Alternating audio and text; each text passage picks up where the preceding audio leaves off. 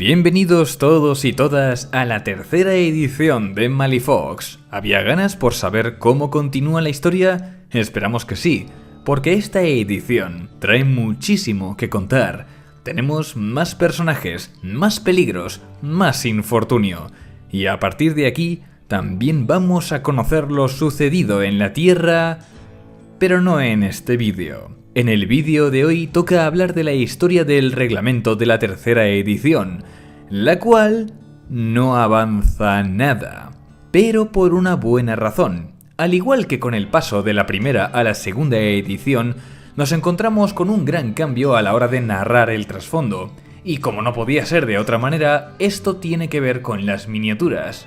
El motivo es el siguiente. Para cuando el juego alcanzó su tercera edición, el catálogo de modelos es enorme, con 7 facciones ya y una nueva que estaba por venir, la Sociedad de Exploradores de Malifox, lo que hace un total de 54 Masters nada más comenzar.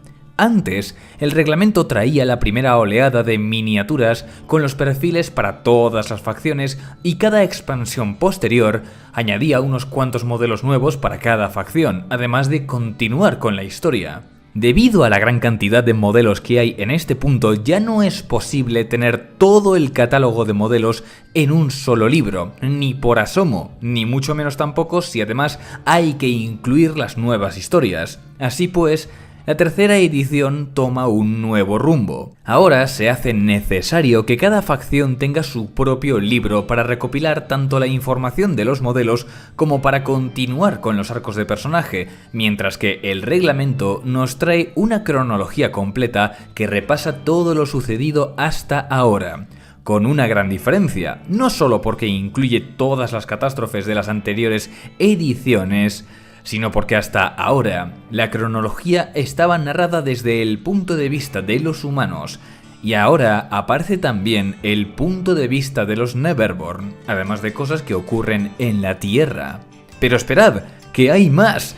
Durante esta edición también salió al mercado el wargame llamado The Other Side, en el que se libran batallas de la Tierra a consecuencia de cosas que han ocurrido en Malifox, y además el juego de rol de Malifox sacó expansiones que ampliaban la información de varias facciones, así que ahora tenemos mucho más que contar. Por lo tanto, ¿qué vamos a hacer?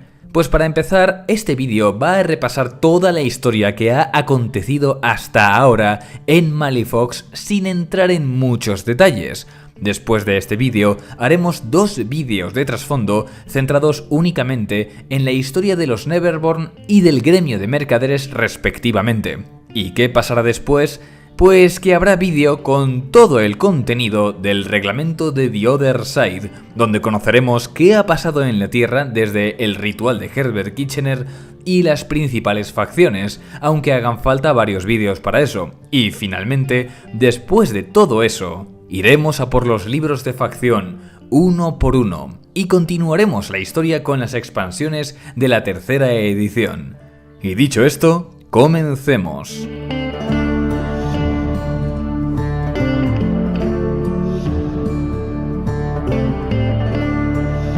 Como ya descubrimos en Ripples of Fate, antiguamente Malifox era un mundo mágico lleno de criaturas maravillosas que permaneció bajo el reinado de Titania hasta el ascenso de unas criaturas llamadas los tiranos. Estos tiranos eran habitantes de Malifox cuyos experimentos mágicos y ambición desmedida los convirtió en semidioses que lucharon cada uno a su manera por el control de Malifox, tanto entre ellos como contra Titania. En su desesperación, Titania ordenó la construcción de Kythera, un portal a la dimensión de la muerte, para lograr que los tiranos fueran vulnerables, pero después de su destrucción fue traicionada por sus propios siervos y encerrada durante milenios.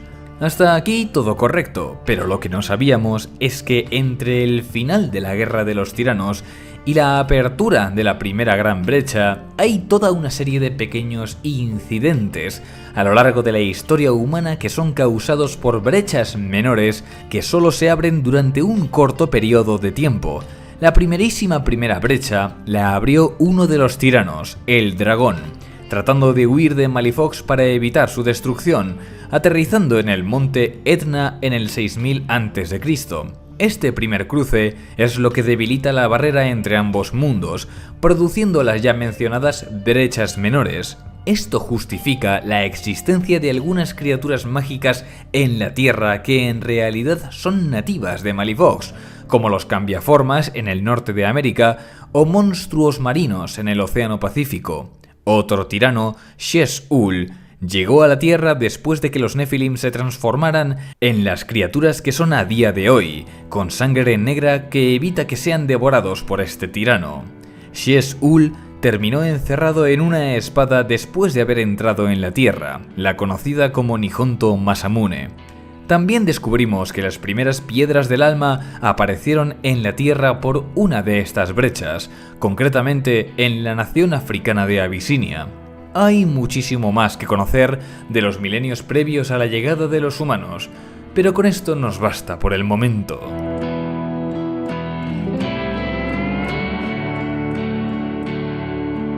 Con la magia desapareciendo de la Tierra, un concilio de magos de todo el mundo abre el gran portal conocido como La Brecha en 1787 en la ciudad de Santa Fe, como última esperanza para restaurar la magia en la Tierra.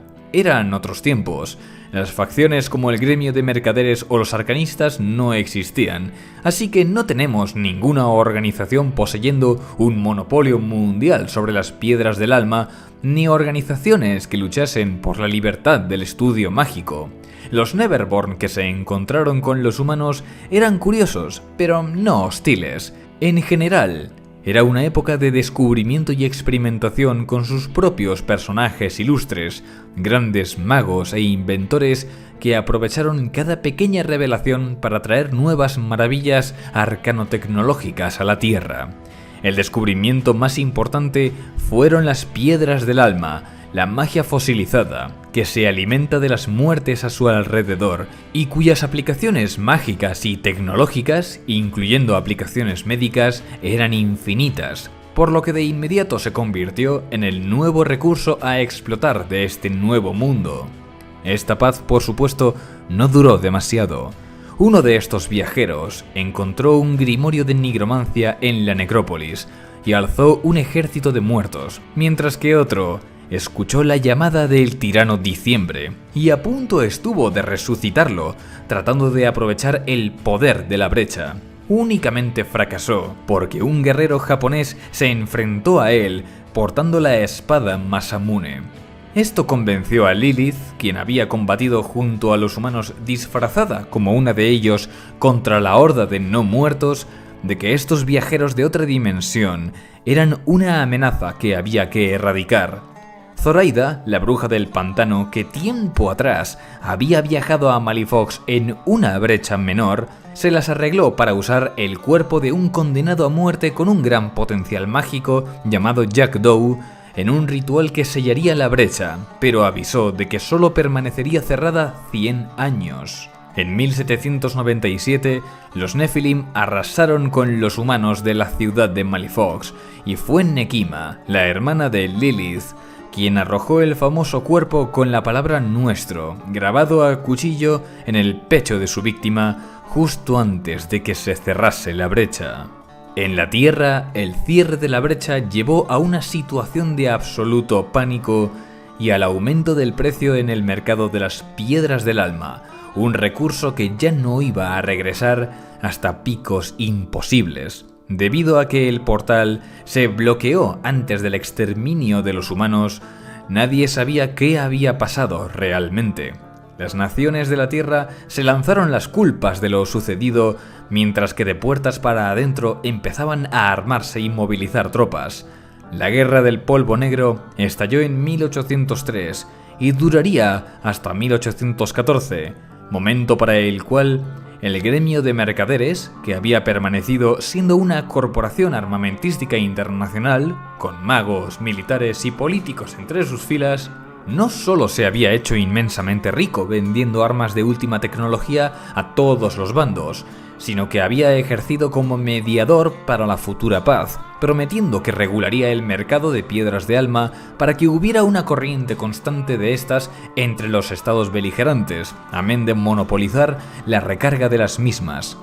Hay muchísimos detalles que se podrían desgranar sobre cómo el gremio termina dominando el mundo de facto a algunos países mediante bloqueos comerciales y embargos, mientras que a otros destinó tropas de ocupación, como es el caso de la India y de los Tres Reinos, la unión de China, Japón y Vietnam. Pero lo importante es saber que durante todo el siglo XIX su poder solo creció hasta el punto de que una empresa pasó a ser la potencia dominante sobre la Tierra.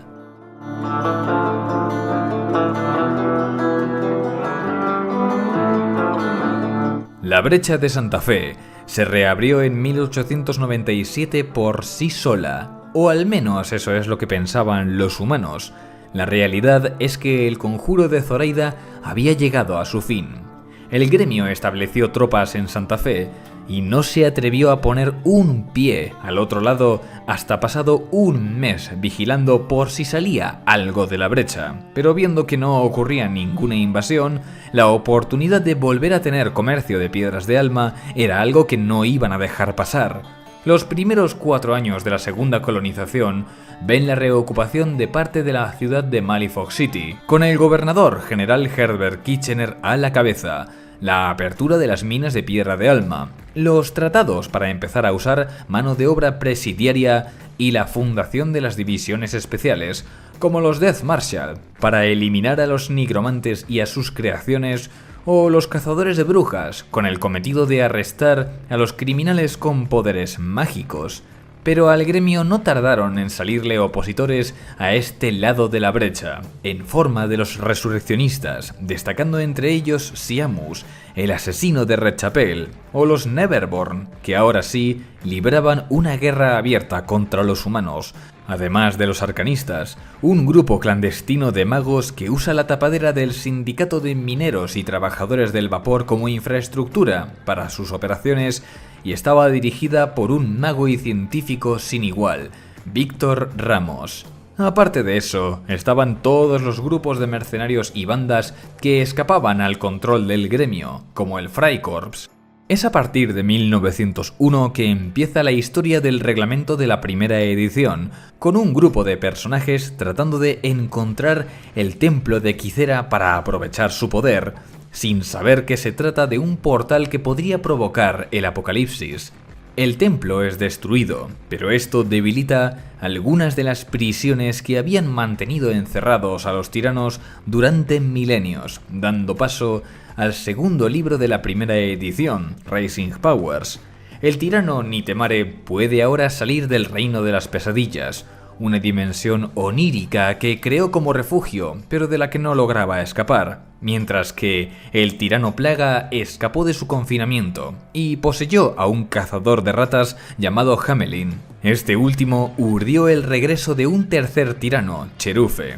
Su plan era que al hacer caer del espacio la celda que contenía a Cherufe provocaría el evento, una gran explosión mágica que trataría de absorber, pero su esfuerzo se vio frustrado por una resurreccionista llamada Kirayan Koku. El tercer libro de la primera edición, Twisting Fates, nos cuenta los efectos más inmediatos del evento, como la posesión de la líder de la división de los cazadores de brujas del gremio, Sonia Creed, por parte del tirano Cherufe, el cual acabaría aprisionado dentro del cuerpo de ella. También ocurre la rebelión de la arcanista Rasputina contra el tirano Diciembre, después de que éste intentara poseer su cuerpo, amén de que todos los Masters, los personajes más ilustres de Malifox, manifestasen sus avatares, una forma en la que liberan todo su potencial. Mientras tanto, Malifox City sufre los efectos de brotes de peste, ganados con rabia y otras desgracias que llevan al gremio a declarar la ley marcial, bajo la cual surgiría una nueva facción, los 10 Truenos, como veríamos en Storm of Shadows. Los dos primeros libros de la segunda edición, El Reglamento y Crossroads, sirvieron a modo de epílogo de lo acontecido hasta ahora. Mientras todo esto pasaba en Malifox, En la Tierra, el gremio empezó a perder el control a partir de 1903 ante su incapacidad para mantener el orden en Malifox, especialmente porque la ley marcial lo forzaba a interrumpir la importación de piedras del alma a la Tierra. Los arcanistas y otros grupos habían estado haciendo envíos de contrabando de piedra de alma a la Tierra, lo cual le quitó parte de ese monopolio al gremio de mercaderes. A esto se le añade que en la India y los Tres Reinos estaban teniendo problemas para contener las rebeliones, en secreto apoyadas por los 10 truenos. Ese mismo año, el Real Imperio Inglés declara su independencia del gremio, y el rey Eduardo VII de Inglaterra declara un llamamiento a filas que destruye la infraestructura militar del gremio de mercaderes. Todas estas muestras de debilidad llevaron a que algunas naciones empezaran a hacer negociaciones secretas a espaldas del gremio. A partir de aquí se resumen los libros de la segunda edición de Shifting Loyalties y Ripples of Fate. En 1906, el gobernador general del gremio Herbert Kitchener lleva a cabo un ritual en el que intenta convertirse en un nuevo tirano, Mandato. Pero el ritual es saboteado por Lucas McCabe, un cazatesoros a su servicio que era un agente infiltrado del Sindicato del Crimen de los 10 Truenos.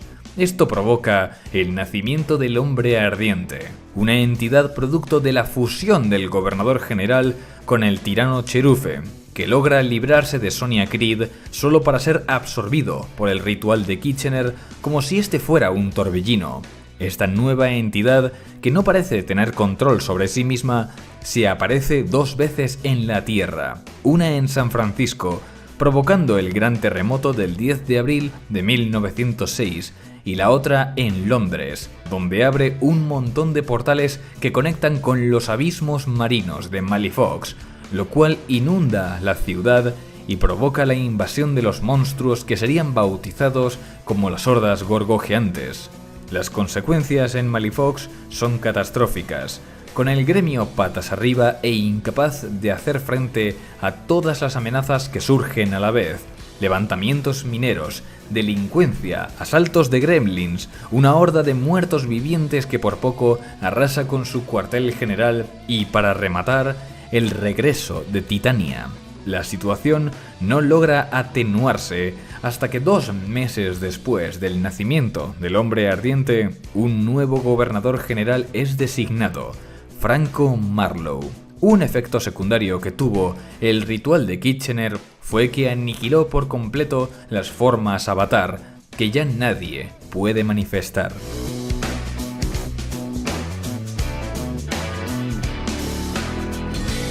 Es el año 1907. Después de un año de mandato, Franco Marlowe ha logrado una suerte de estado de paz en Malifox, pero no sin sus movimientos agresivos, que vienen narrados en el último libro de la segunda edición, Broken Promises. En Malifox, el gremio tiene ahora un mayor dominio que nunca, cosechando éxitos contra sus adversarios armados y políticos. Víctor Ramos ha sido detenido y enviado a la Tierra, dejando a los arcanistas sin su líder. Los mercenarios han sido expulsados de la ciudad de Malifox. La infraestructura militar y tecnológica del gremio ha ampliado sus arsenales, sus sistemas de vigilancia y la agilidad burocrática. Y Nicodemo, el mayor de los resurreccionistas, fue eliminado por Lady Justice, la comandante de los Death Marshal. Más allá de los muros de Malifox City, Misaki Katanaka asesinó a su padre, el Oyabun de los 10 Truenos, y ahora gobierna la organización. Los Gremlins del Pantano han elegido a un general Gremlin en su esfuerzo de unir a las familias. Finalmente, la líder de los Nephilim, Lilith, fue traicionada por su hermana Nekima y su cuerpo malherido acabó arrojado a una prisión. Con Nekima a la cabeza de los Nephilim, ahora está por ver cuál será su siguiente movimiento, ya sea contra los humanos o contra su reina rival, Titania. Las cosas por primera vez parecen ir mejor en Malifox que en la Tierra, donde el gremio ha perdido su dominio mundial. En India, los levantamientos son cada vez más difíciles de contener, y en los Tres Reinos ha comenzado la retirada de sus tropas.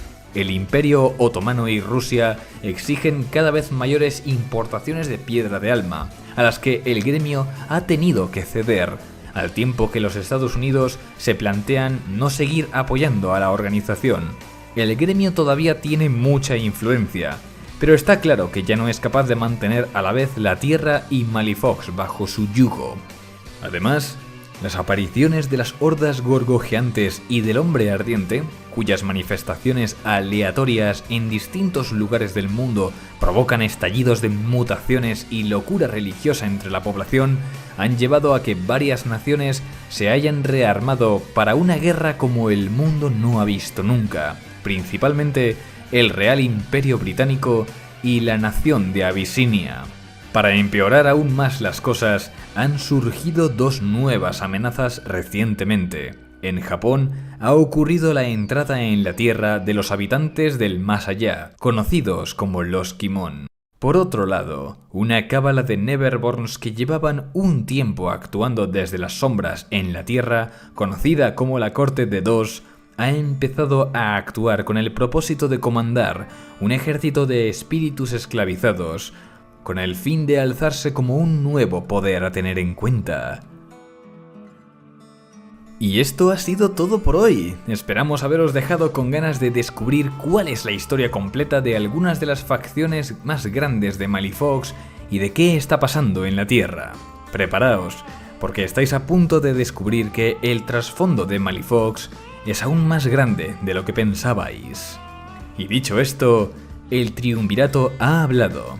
Y os desea a todos una feliz tarde. ¡Chao!